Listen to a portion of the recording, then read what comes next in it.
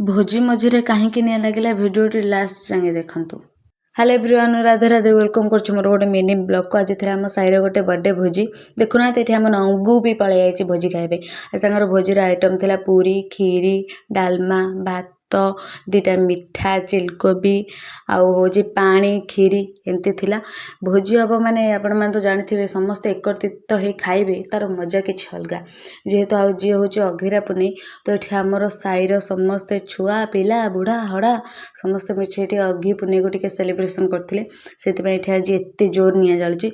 जेहेतु गोटे यहाँ बर्थडे भोजी ये फैमिली लोक किसी एमती डेकोरेशन करते केक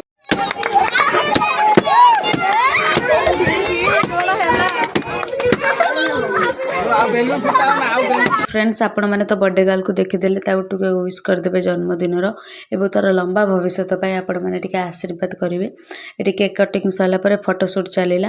ये बर्थडे गर्ल पापा मम्मी ताको धरिकी फोटो उठेदेले। आपण मैंने निहाती कमेंट रे हैप्पी बर्थडे सिल्की बोली लिखिए।